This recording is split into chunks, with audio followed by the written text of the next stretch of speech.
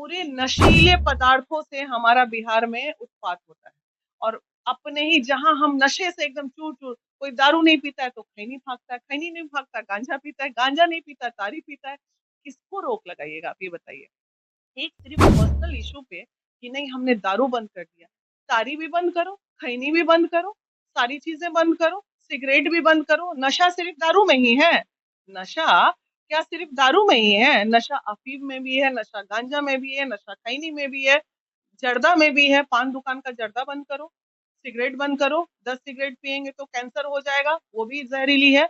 अब छोटे छोटे क्राइम पे नीतीश जी बोल दें कि उस महिला का रेप हुआ है उसको मत पकड़ो, उस महिला का मर्डर हुआ है उसको मत पकड़ो। ये उतना हम लोग को भी समझ है। नीतीश जी आज चारों तरफ सड़कें बनी हैं और इतना विकास हुआ, तारीफ किन की हो रही है? नीतीश जी की।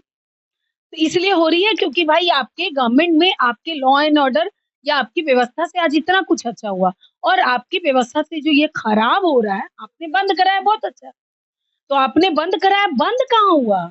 और बंद नॉर्मल शराब बंद होके जहरीली शराब आ रही है, तो ये जो बुराई होगी ये भी उन्हीं की होगी ना। नीतीश जी कहाँ पे अभी दोषी होंगे मैं बताती हूँ। जो आपकी जहरीली शराब से 200 महिलाएं आज बेवा हुई हैं, 200 महिलाएं आज तड़प रही हैं, कोई माँ है, कोई बहन है, कोई बेटी है, उस पे अगर निर्णय नहीं होता है तो नीतीश जी वहां पे दोषी। नीतीश जी को दिखाई नहीं दे रहा है इस पे तो नहीं बोला जा सकता है, क्योंकि ये मामला कंप्लीटली लॉ एंड ऑर्डर का है। और लॉ एंड ऑर्डर कठपुतली बनी हुई है व्हाइट पोशाक वालों की।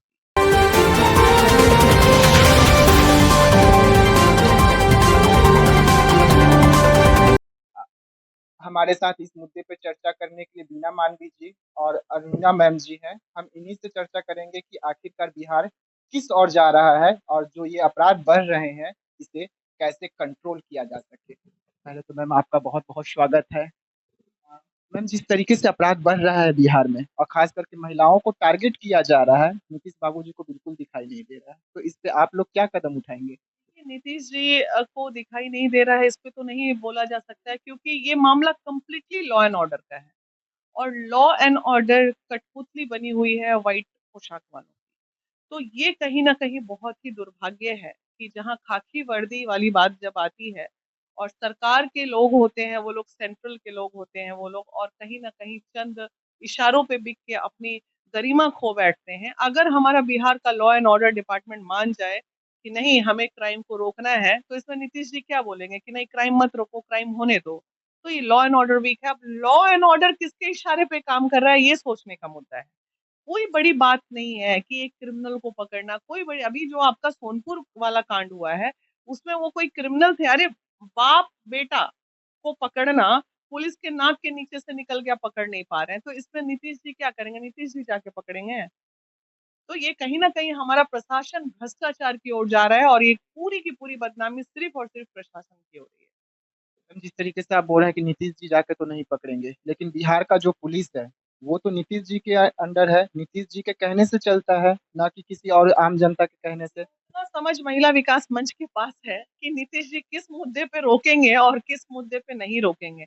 अब छोटे छोटे क्राइम पे नीतीश जी बोल दें कि उस महिला का रेप हुआ है उसको मत पकड़ो, उस महिला का मर्डर हुआ है उसको मत पकड़ो। ये उतना हम लोग को भी समझ है। जो भी महिलाओं का मुद्दा उठ रहा है, नीतीश जी कहाँ पे अभी दोषी होंगे मैं बताती हूँ। जो आपकी जहरीली शराब से 200 महिलाएं आज बेवा हुई हैं, 200 महिलाएं आज तड़प रही हैं, कोई माँ है, कोई बहन है, कोई बेटी है, उस पे अगर निर्णय नहीं होता है तो नीतीश जी वहां पे दोषी। मुआवजे को लेकर जो महिलाएं का मतलब विधवा हुए हैं उनकी मुआवजे को लेकर आप लोग क्या कदम उठा रहे हैं? देखिए, जहाँ तक हम अभी गवर्नमेंट का सुन रहे थे कि मुआवजा नहीं मिलेगा। बात तो सही है कि शराब पीने से हुआ तो मुआवजा नहीं मिलेगा। तो आपके इस गवर्नमेंट में शराब बना कैसे? तो पहले तो वहाँ आपको पकड़ना था। आप वहाँ फेल्योर हुए, तब वो जहरीली शराब पिया। तो कहीं न कहीं राज्य दोषी है ना, मुआवजा बिल्कुल मिलना चाहिए। अगर ये होता कि किसी और चीज़ से जो यहाँ बंद है, हम भी मानते हैं कि शराब बंद है, लेकिन सो लोग शराब पिया।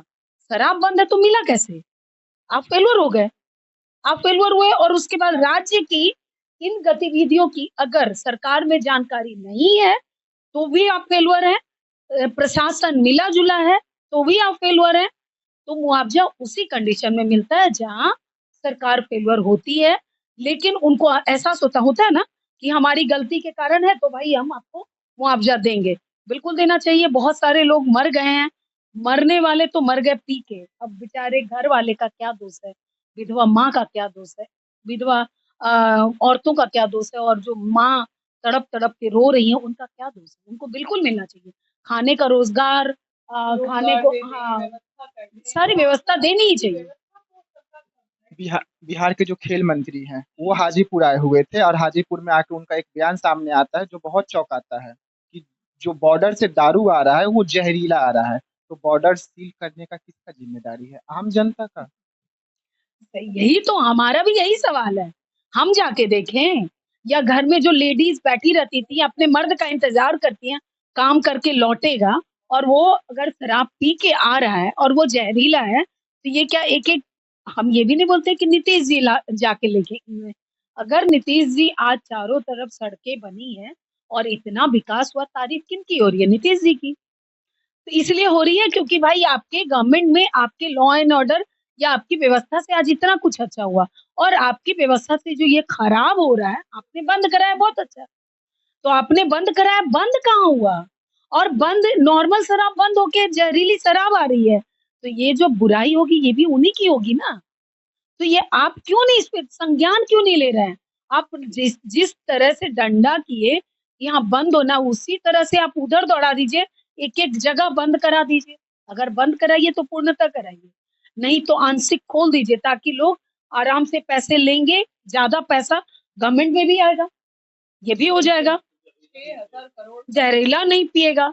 तो इसका एक सॉल्यूशन होना चाहिए। ईगो, सरकार ईगो लेगी ना तो रात-दिन जो लोग बैठते हैं, सरकार कैसे समझाएगी कि भाई काम करो, ईगो मत जाओ। सरकार ही ईगो लेके बैठ जाएगी। मैं तो अब देख ही लूँगा, मैं बिल्कुल नहीं खोलूँगा। लोग मरे तो आप बलि चढ़ाइए फिर। उसके बाद फिर आप आ जाइए, गांजा में भी उतना ही नशा है। खैनी की खेती पूरे देश में हमारे बिहार में सबसे ज्यादा होती है, और उसके बाद कहते हैं कि कैंसर होता है उससे। तो भाई पूरे नशीले पदार्थों से हमारा बिहार में उत्पात होता है। और अपने ही जहां हम नशे से एकदम चूर चूर, कोई दारू नहीं पीता है तो खैनी भागता है, खैनी नहीं भागता गांजा पीता है, गांजा नहीं पीता तारी पीता है। किसको रोक लगाइएगा आप ये बताइए? एक सिर्फ पर्सनल इशू पे कि नहीं हमने दारू बंद कर दिया, तारी भी बंद करो, खैनी भी बंद करो, सारी चीजें बंद करो, सिगरेट भी बंद करो। नशा सिर्फ दारू में ही है? नशा क्या सिर्फ दारू में ही है? नशा अफीम में भी है, नशा गांजा में भी है, नशा खैनी में भी है, जर्दा में भी है। पान दुकान का जर्दा बंद करो, सिगरेट बंद करो। 10 सिगरेट पियेंगे तो कैंसर हो जाएगा, वो भी जहरीली है। तो ऐसे थोड़ी, नशा पदार्थ को बंद करना इतना आसान नहीं है। बच्चे डैमेज हो रहे हैं चाट के अफीम। एक बॉटल बियर उतना नुकसान नहीं करता है बच्चे को जितने ज्यादा वो अफीम का नशा करने लगे हैं बच्चे। और गांजा, घूमते घूमते गांजा फूक रहा है सब। जहां से चले जाओ गांव में ऐसे क्या, वो मिट्टी का रहता है ना बना हुआ, फूक फूक करते हुए नजर आता है। ये क्या चल रहा है? अरे भाई नशा मतलब नशा होता है, चॉइस नहीं होता है उसमें कोई कि हम लीकर सिर्फ बंद करेंगे और गांजा चालू रखेंगे। ऐसा होता है क्या? तो जब नशा पे आप रोक लगाए हैं कि शराब से नशा है, बुरा चीज है, तो खैनी कैसे अच्छा है? हमको कोई समझा दे ये बात। मेरी ना एक गवर्नमेंट को सलाह है, आपको अच्छा लगेगा तो आप दिखाइएगा, अदरवाइज नहीं। आप ना वो भट्टी मत बंद कराइए। चारों तरफ जो घूम रहे हैं उनको मत पकड़िए। अपने जितने प्रशासनिक लोग हैं उनको पहले पकड़िए और उनको ट्रेनिंग दीजिए, उन पे शिकंजा कसिए, तब वो बंद होगा। क्योंकि भ्रष्टाचारिता जो जितनी भी है ना, वो उन्हीं के कारण है और वही कर रहे हैं। चारों तरफ जितना आप देख रहे हैं कि गलत शराब मिल रहा है या ये मिल रहा है, आप पकड़िए ही मत भट्टी को। आप इनको पकड़िए ना, क्योंकि वो किस तरह से संलग्न है आपके राज्य में, जो आपकी बदनामी हो रही है। अगर नशा मुक्त बनाना है तो आप वो कीजिए, अदरवाइज जितना नाम नहीं होगा, खूब बदनामी आपकी हो अभी की रही है। बात बताती हूँ, 10 दिन पहले की बात बता रही हूँ। पटना शहर के राजेंद्र नगर में एक पति अपनी पत्नी को शराब पी के, वो डेली पी के आता है शराब, हमारे पास कंप्लेन है, उसका एप्लीकेशन है, शराब पी के मार रहा था और पूरा सिर कपार फोड़ के। फोन किए कदम कुआं थाना को तो बोलता है बहादुरपुर का मामला है। बहादुरपुर को फोन किए, कदम कुआं का मामला है। लेकिन दोनों का दोनों खुद पी के टून थे। वो शराब जो मार रहा था उसको पकड़ने नहीं गए। ये बात मैं बता रही हूँ, मेरे पास रिकॉर्डिंग है थानाओं की। आप बताइए, अब हम यही करें कि जाके रात को ये महिला विकास मंच शराबियों को पकड़े, पुलिस को फोन करते हैं तो पुलिस जाती नहीं है मौके वारदात पे। मेरे पास एविडेंस है आपका, ये तो मैं चला दूं कि किस कर्मी से बात हुई है, चले जाएंगे कदम कुआं थाना के, फिर सस्पेंड हो जाएंगे इसी मामले में। कितनों की नौकरी बचाते हैं हम तो सही में समाज सेवी हैं।